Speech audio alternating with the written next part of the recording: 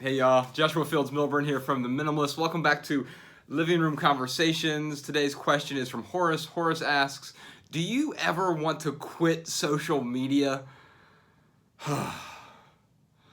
Well, let me explain.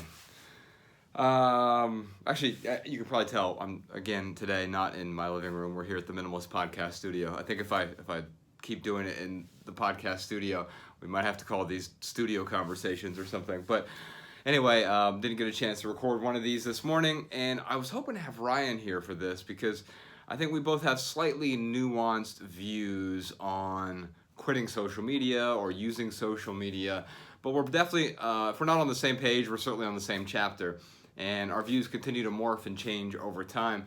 I think first off, we have to define what does social media even mean, right? Like this video is on YouTube, for example, and you can, I don't know, is YouTube social media? I mean, you can comment below on the video, you can ask questions on the video, you can interact with other people on the video. Does that make it social media? When I think of social media, I tend to think of the big three: Facebook and Instagram and Twitter. Twitter is my personal favorite. It's the one I tend to get the most value from. But maybe Google Plus is out there for some ungodly reason. I don't know why. A lot of people follow me on Google Plus. I used to be fairly active on it back in the day when it was at its apex, and I still use it occasionally to post different essays that we put out there. But that's really it. Although no, once a year, that's not true. Once a year, I put my top 10 albums of the year, top 12 albums, top 8 albums, whatever it is, of the year. I do that once a year. You can find that at theminimalists.com/sound, by the way. Just a list each year of what my favorite albums were for that year.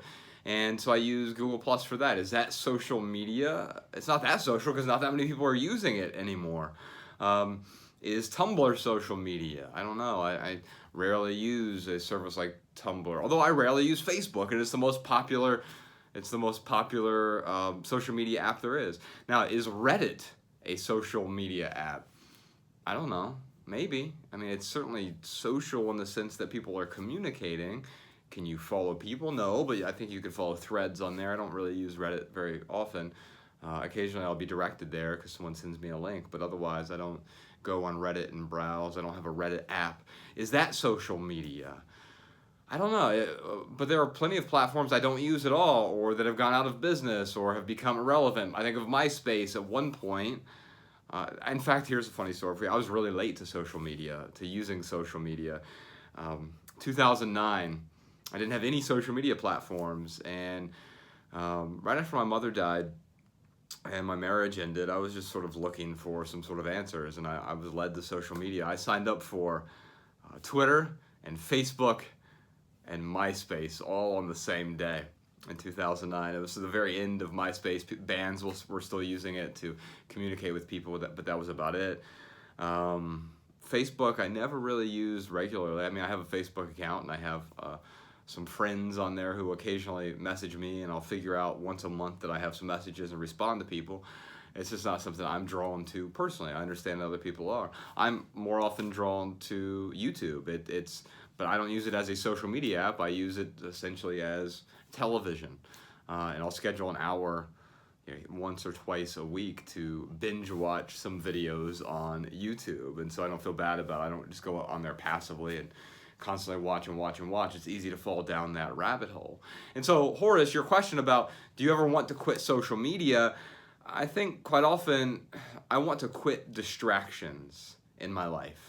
I want to eliminate distractions so that I have something meaningful to focus on. In fact, I think that is the key to eliminating distractions. Social media is only one distraction. Now, it's a very good distraction, meaning there are plenty of engineers and demographers and advertising executives and probably psychologists working at a lot of these companies who are trying very hard to retain our attention for as long as possible. And it's somewhat content ambivalent in that respect.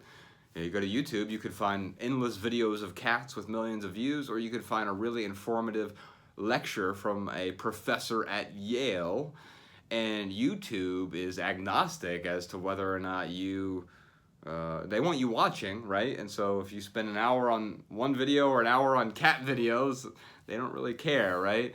And so I think it's up to us to use these platforms more responsibly. And that's what, in fact, we started doing this year. We put together this whole plan. In fact, let me pull it up here on my computer. And I can just read a little bit through it. There is this essay on our website, theminimalists.com/SM, which stands for social media. And the title of this blog post was How the Minimalists Are Using Social Media in 2018. And the essay starts with a question. Have you ever quit social media for an extended period of time? How did it change your perspective? And so I go on to write about this a little bit. After using social media almost every day for the last 7 years, the Minimalists, me and Ryan, we decided to walk away for a month to see what would happen. So I wrote this at the beginning of February of this year. So on December 31st, 2017, before the ball dropped, we deleted all of our past tweets and Instagram photos. We ceased our Facebook and Pinterest activity. That's another one for you, Pinterest, right? And we uploaded a cryptic video alluding to our disappearance. That one was a lot of fun to make. Our friend Matt Diavella helped us make this video of us walking away from social media, although it was fairly cryptic. It just went to static. But we had a lot of fun with that. You can check that out. I'll try to put a link to anything I mentioned today in the video description below. And then we were gone. And now, a month later, so this is the beginning of February, we're still alive, and we're entering February 2018 with a blank slate. During our month away, we learned some important lessons, and we unlearned a few bad habits. Most important, we discovered a need for us to use social media differently going forward. And I think that's the key, is maybe quitting social media is applicable to you. In fact, I know recently, Nicodemus, he completely unfollowed everyone on social media. And that's not because he disliked those people, but he felt compelled too often to constantly scroll through the apps or whatever. Now, personally, I don't have any social media apps on my phone. No Twitter, no Instagram, no Facebook, no MySpace, no Reddit, anything like that on my phone. And that's because, it's not because I think the platforms are problematic. I think I'm the problem. And so maybe the problem is more about us. And so one way to deal with that is, if we want to remove all the temptation, all the distraction whatsoever, then deleting the apps makes a lot of sense, doesn't it? But maybe it also means that we can come back and use something differently in a more deliberate way. I know when I got rid of my cell phone for 2 months, I did this experiment, and I learned a bunch of lessons from it. And I learned that I was actually depriving myself, and minimalism is not about deprivation, it's about the intentional use of the items that we do have. And so we went back to social media after taking a month off, after taking January off, and decided to use it more deliberately. So here are a few of the lessons that we learned from quitting social media. The purpose. For us, once we created a blank slate, the purpose of social media became evident: communication. Not to sound overly simplistic, but we want to use these platforms to effectively communicate our thoughts, ideas, and creations, and engage our audience directly with questions and answers, not broadcast our every single thought. Social media can be a noisy place, and we don't want to add to the noise. We want to whisper to the people who are listening. And I think that's important, the whispering, or really the engagement with the people who are listening. I'm not using social media as a platform to argue. It is my hope to help people, to provide solutions to people who are looking for them, not to get on here and use it as a platform to argue. There are some people who do that really well. I think of the comedian Chris D'Elia. He's hilarious, especially when he gets into arguments with fans and critics and haters, trolls online. David Simon, the creator of the TV show The Wire, he does a phenomenal job just roasting people on Twitter. And that's not why I use it. I want to use it to help people, to engage with people who might need the help. It's a broadcast channel, the same way I might go onto the Today Show and talk about something, or go on to NPR and talk about something. I want to do the same thing with social media. Talk about something, communicate with people who have eagerly given me permission to communicate to them, right? By following, by subscribing, whatever.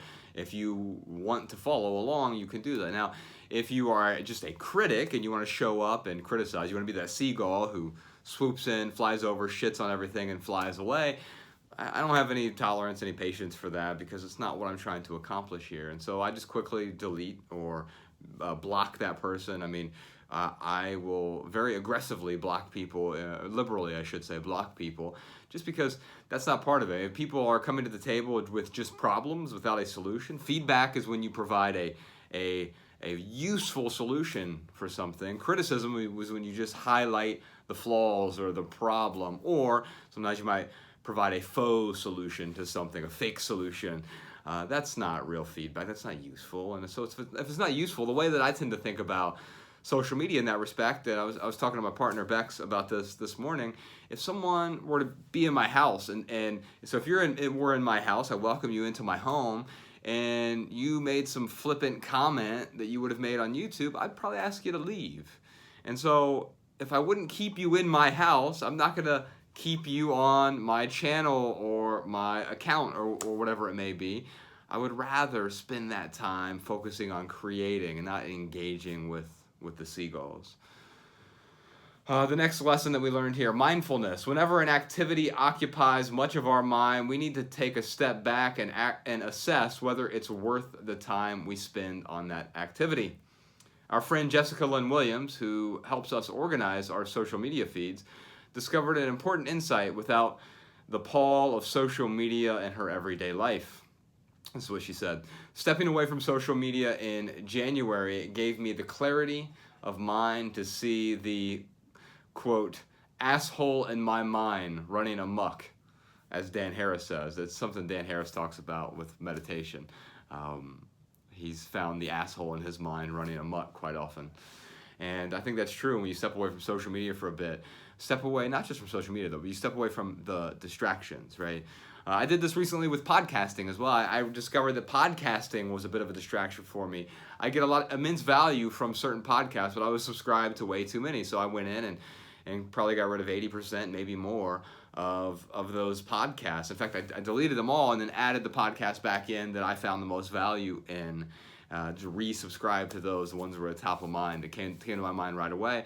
I think that could be useful in our everyday lives with social media or with any other activity that we can find to be distracting. Sometimes we get caught up on this path where we just keep going and going and going down that path, and we're not really sure why we're doing it anymore. It worked once upon a time, but that doesn't mean it works anymore. And so mindfulness is one thing that we took away from that. Augmentation is something else. We want to use social media to augment our creations, blog, podcast, books, films, not as the main platform on which we create.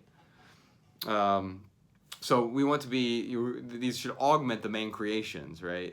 This little video experiment I'm doing this month is an augmentation to what we typically do. Although because we're getting ready to do a lot more filmmaking, video work, we're hiring a filmmaker. Most of you probably saw that on our website. We're hiring a filmmaker next month. In fact, there are applications for, I think, 2 more days. People can still apply on our website. But we've gotten like 50 submissions. I think we're going to have like a final 16, and then we'll figure out where do we go from there. But I'm really excited to do more video work for people, but not just to produce content. I think content generation is the problem with social media quite often. What I'm more excited about is producing meaningful creations, things that will help people, that will solve problems, things that I find meaningful, things that I wished I had an answer to back when I was first discovering simplifying my life, or using it as a platform to work out what I'm figuring out right now and help people who are in a similar situation as I might be as I continue to solve my problems. My life is not without problem. As you know, if you listen to the health podcast I did recently, it was called Health Problems, episode 138. Man, I've gone through a lot of health problems over the last couple of years, and I finally got to a point where I felt comfortable with sharing a lot of those problems that I had, and because I had some solutions, and I thought that would be helpful. Instead of me just getting on here and maundering on, pontificating about my problems, I didn't think that would be helpful, but eventually finding some solutions that might be helpful for people and sharing those, that was really helpful. We did a video version of that podcast too, if you want to check it out on YouTube. So we think social media should augment our lives. And it goes on to explain more about augmentation. Unfollowing was a big part of this essay. And then I talked about a lot of the unlearned bad habits. So I had to unlearn some bad habits. Dealing with idiots was one of them on social media, letting them take up all of my mind share, the sort of psychological damage of that. And I don't respond to criticism anymore at all. And that's because I actively seek out feedback from people I trust. I ask the people who are closest to me who have radically different points of view, hey, what do you think about this? What do you think about this? Challenge me on this. Help me steel man my argument, my writing, my podcast. Let's have a good in-depth conversation about this with massive amounts of people from different points of view so we can have these conversations even though we disagree, but these are people I trust. And then I don't have to lean on criticism from people I don't know. I talk about pacifiers in here, removing social media apps from my phone, removing the pacifiers, becoming not a vehicle for constant promotion, using social media to promote. I want to use social media as a video or a vehicle to add value to other people's lives, not as a vehicle just to promote the things I'm working on. Occasionally I'll talk about something I'm working on, like for example, tomorrow is my birthday. I'll be 37 years old, and on our website you'll see we're actually going to be asking folks to donate $37 for my birthday we're trying to build a grocery store in Dayton, Ohio, which has one of the largest food deserts in the country. Second hungriest city for families with children is my hometown, Dayton, Ohio.